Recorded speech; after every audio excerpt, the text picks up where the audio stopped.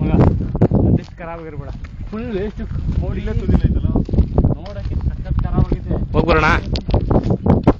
ಆ ನೀರನ್ನ ವ್ಯವಸ್ಥೆ ಮಾಡ್ಕೊಂಡ್ಬಿಡುತ್ತೆ. ಇದರಿಂದ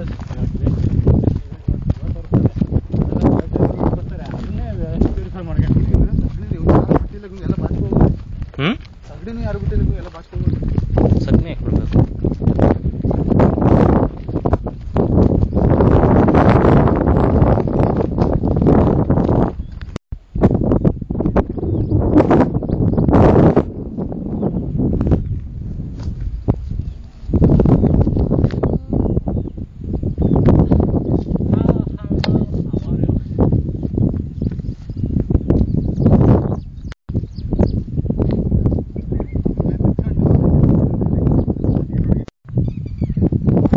ತಡೆ ತೆಗೆದು ಈಗ ಬರೆಸ್ಬಿಡು.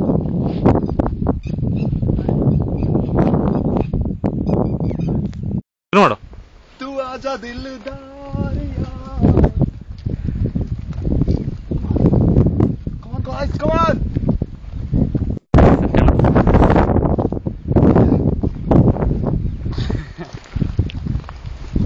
ಇದು ಅರ್ಸಿಕೆರೆ ಬೆಟ್ಟ. You know what? ಇಲ್ಲಿ ಕರಡಿ ಇರ್ತಾವಂತೆ. ಕರಡಿ.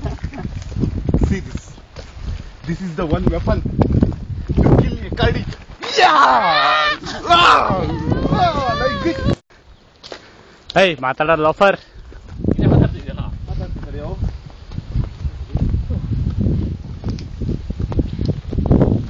ಯೂಶಲಿ ಈ ದಾರಿ ಎಲ್ಲರೂ ಬಳಸೋಂಥದ್ದಲ್ಲ. ನಮ್ಮಂತ ಗಂಡುಗಳಿಗೆ ಮಾತ್ರ ಬಳಸೋ ದಾರಿ ಇದು. ಕಳ್ಳಕಾಕರು. ಯಾ.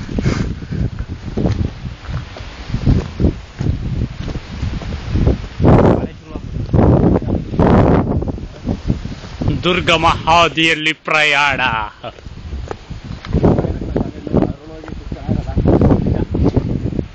ಸ್ಟಾಪ್. ಹಾ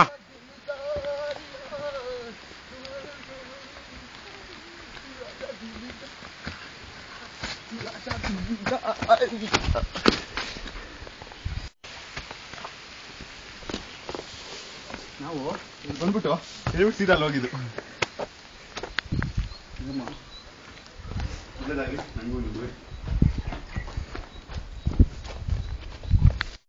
ನೋಡಿ, ಇದೇ ಅರಸೀಕೆರೆಯ ಹಿರೇಕಲ್ ಬೆಟ್ಟ.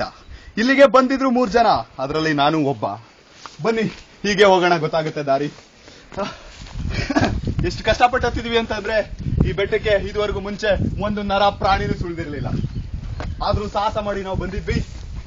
ಇಲ್ಲಿ ನೋಡಿ, ಈ ಓತಿ ಕ್ಯಾತದ ತರ ಇರೋ ಜೀವಿಗಳ ಮಧ್ಯೆ ನಾವು ಇಲ್ಲಿ 2 ದಿನಗಳನ್ನ ಕಳೆದಿದ್ವಿ. ಇದು ನಮ್ಮ ಪ್ರಯಾಣದ 3ನೇ ದಿನ. ಈ 3ನೇ ದಿನದಂದು ನಿಮಗೆ ಒಂದು ಸ್ಪೆಷಲ್ ಜೀವಿಯನ್ನು ತೋರಿಸ್ತಾ ಇದ್ದೇವೆ. ಆ ಜೀವಿ ಅಲ್ಲಿ ನೋಡಿ ಹೋಗ್ತಾ ಇದೆ. ಆ ಜೀವಿನ ಬೆಟ್ಟದ ತುದಿಯಿಂದ ಹಿಡ್ಕೊಂಡ್ ಬಂದ್ವಿ, ಬಟ್ಟೆನೇ ಹಾಕಿರ್ಲಿಲ್ಲ. ಈಗ ಹೊಸ ಬಟ್ಟೆ ಕೊಡ್ಸಿದೀವಿ. ಈ ಜೀವಿ ಇಲ್ಲಿಂದ ಬಂದು ಮುಂದಿನ ಕಥಾ ಹಂತರವನ್ನು ವೀಕ್ಷಿಸೋಣ ಬ್ರೇಕ್ ನಂತರ. ಈ ಕಾಡಿನ ಮಧ್ಯೆ ಏನೇನಿದೆ ಇನ್ನು ಗೊತ್ತಿಲ್ಲ. ಕಿರಿದಾದ ಪ್ರದೇಶದಲ್ಲಿ ನಾವು ಒಳನುಗ್ಗಿ ಸಾಗಿದೆವು. ಏನಿದೆ ಎಂದು ನೋಡುವ ಕುತೂಹಲ ಕುತೂಹಲ ಕುತೂಹಲ. ಹೀಗೆ ಮುಂದೆ ಸಾಗಿದೆವು. ಹೀಗೆ ಮುಂದೆ ಸಾಗಿ ಸಾಗಿ ಅಲ್ಲೆಲ್ಲೋ ಸೂರ್ಯನ ಕಿರಣದ ಬೆಳಕನ್ನು ನೋಡಿ ಆಶ್ಚರ್ಯ ಚಕಿತಗೊಂಡೆವು.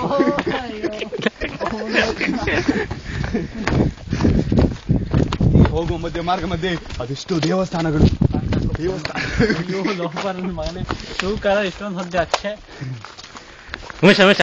ರಾಜ ಬಾರ ರಜ ಒಂದು ರಾಜ ರಾಜ ಒಂದು ರಜ ಹೂ ರಜ.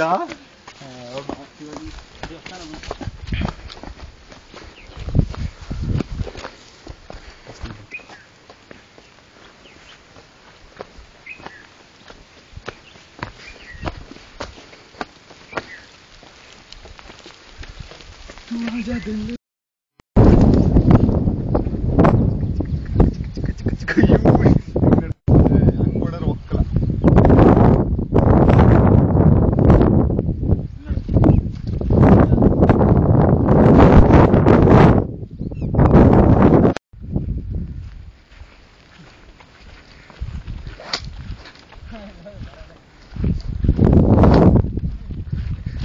ಹಕ್ಕ ಮಗ ಬಾಸ್ ಮಗ ಬಿಡ್ಬೇಡ, ಒಡಿ ಚಚ್ಚು ಮಾಡು, ಕೊಲೆ ಮಾಡು, ವರ್ದಾಕು ಬಿಡ್ಬೇಡ.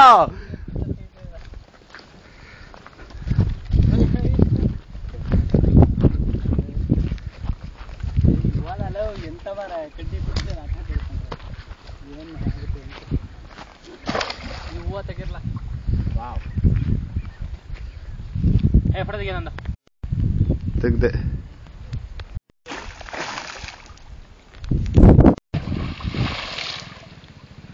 ವಿಡಿಯೋ ಮಾಡ್ತಿತ್ತಲ್ಲ.